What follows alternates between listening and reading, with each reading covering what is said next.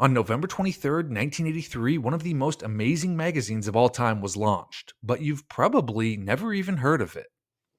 On that date, Larry Flynt launched The Rebel, which was a weekly news magazine similar to Time and Newsweek, devoted to exposing corruption, conspiracies, and government misconduct.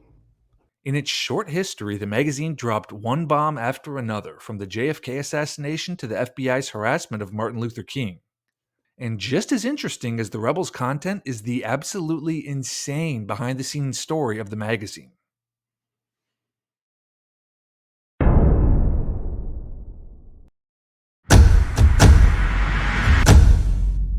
Most people know Larry Flynt from Hustler magazine, the adult magazine he launched in the mid 1970s that turned Flynt into a multi-millionaire. But Flynt was more than the king of smut. He was extremely political. He was constantly at war with the government over the right to free speech, and there was actually a movie made in the 1990s about his endless court battles against the government. In interviews at the time, he was very vocal about his willingness to fight for his beliefs. I'm not rolling over and playing dead for him or any other prosecutor in America.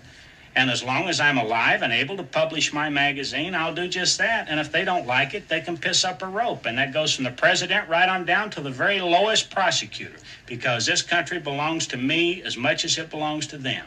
Hustler was known for adult content, but the magazine routinely featured investigative articles from very prominent journalists and researchers, including massive investigations into the Robert Kennedy and Malcolm X killings and coverage of the brutal Civil War in El Salvador. Hustler had a circulation of 3 million when these articles were running, which was a higher circulation than both People and Newsweek, meaning these investigations and exposés were reaching an extremely wide audience. This made Flynt, in his words, the CIA's number one enemy, and when he was shot by a sniper and paralyzed in 1978, many, including Flynt himself, believed the CIA was behind the shooting. In 1983, Flynt decided to launch his most ambitious project yet, a weekly news magazine that would compete with Time and Newsweek. He called his magazine The Rebel. As the magazine launched, Flynt wrote that Time and Newsweek are part of a media establishment that is a tout press for the intelligence community. I promise you that The Rebel will not be a part of this kept press. Flynt hired an all-star group of journalists and editors to staff The Rebel, former writers for Time and Life magazines among them. Just as Flynt had taken the adult industry by storm with Hustler, his plans were to take the news industry by storm with The Rebel. And for a while, that's exactly what he did.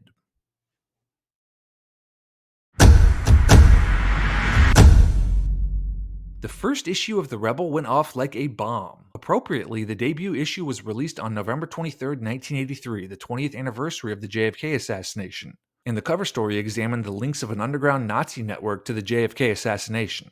Another article shed light on the FBI's harassment of Martin Luther King and civil rights leaders.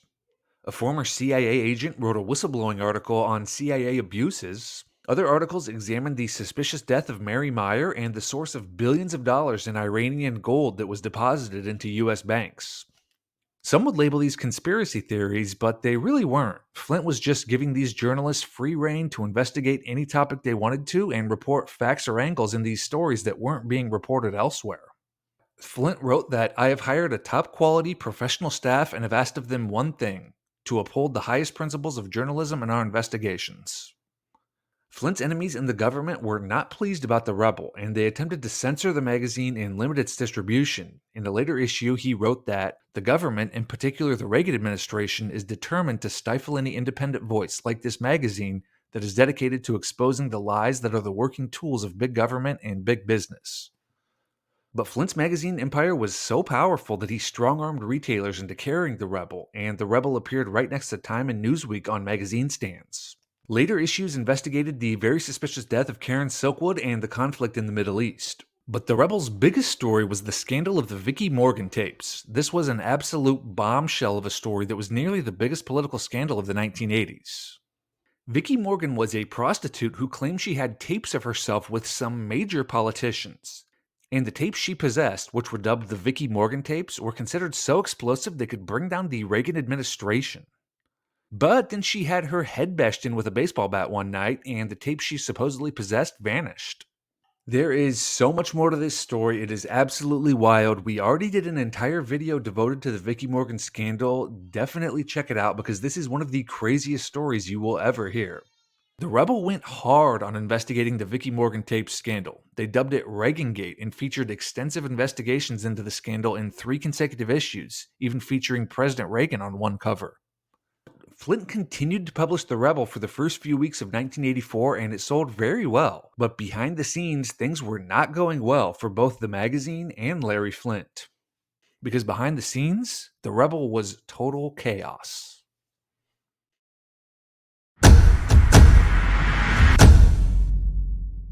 Legendary researcher Mae Brussell was hired by Flynt to write articles for The Rebel, and her experience is interesting because she had a first-hand view into what was happening behind the scenes at the magazine. Brussell wrote the cover story about the JFK assassination for The Rebel's first issue, and she talked with Flynt every day on the phone in the magazine's early days. Almost right after The Rebel's first issue was published, she began to suspect something very bad had happened to Flynt. His behavior was very erratic, and she thought he'd been drugged because he was basically acting insane. Larry Flynt called me a week ago Saturday night and told me he had this wonderful idea. He was going to get an airplane, a 727 was hired, and he was going to jump over the ocean where Larry McDonald went down and go without a parachute. And I knew immediately that something terrible had happened to him. And I knew then that he was out of his mind. He never talked like this, and this was so silly.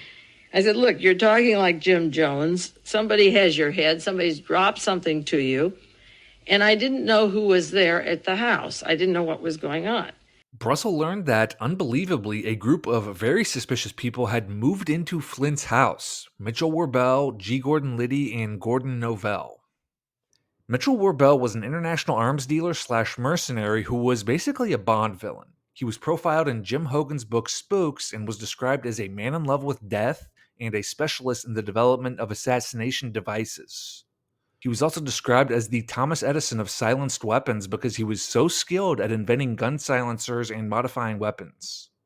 G. Gordon Liddy was a fixer for the government who was the mastermind behind the Watergate break-in, and he served almost 5 years in federal prison for his role in Watergate.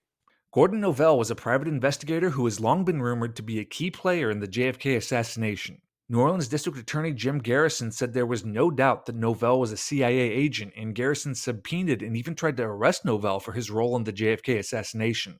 All 3 of these men had moved into Larry Flynt's mansion after The Rebel started publishing. It made no sense at all. Flynt was investigating crimes like Watergate and the JFK assassination in The Rebel, and now the people living with him were involved in those crimes.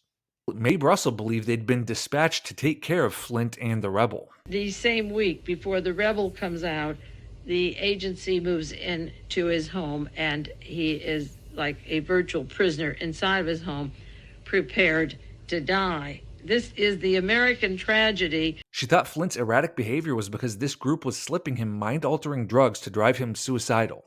He's not crazy. He's been given some drugs that have altered his personality. He wasn't doing these things before Warbell moved in the house. And it seems that they've talked him into killing himself. They're not going to kill him. He's going to kill himself. And this only happened very quickly in the last 10 days. Around this time, Flynt infamously showed up to a court hearing with an American flag as a diaper. It's probably the most famous photo of Larry Flynt out there. But what isn't as well known is that Mitchell Warbell actually accompanied Larry Flynt to court that day. Warbell actually received a $6,000 fine during the court appearance because he had a miniature sword concealed in a walking cane that he brought to court. After his court appearance, Flynt's life unraveled even more when a judge sent him to prison in Springfield, Missouri for a mental evaluation, where he was locked in solitary confinement. Flynt told Brussell he thought he was going to die in prison. So he ends up at a 2 o'clock arraignment, and he is scared, really scared. Larry Flynt is saying to Sherman, I think they're going to kill me in here. It was probably not a coincidence that Flynt was in prison right after he started publishing The Rebel. The magazine was publishing some incredible work and reporting on topics that many powerful people did not want investigated. He's been acting silly, discredited, because he's publishing some of the most important material that has ever been published in this country.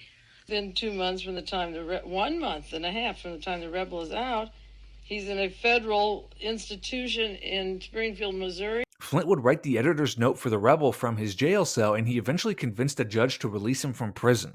And then things got really weird. Because on December 17th, 1983, while he was still living at Flint's mansion, Mitchell Werbel died. The international mercenary was hospitalized for a stomach ailment and he passed away shortly after that.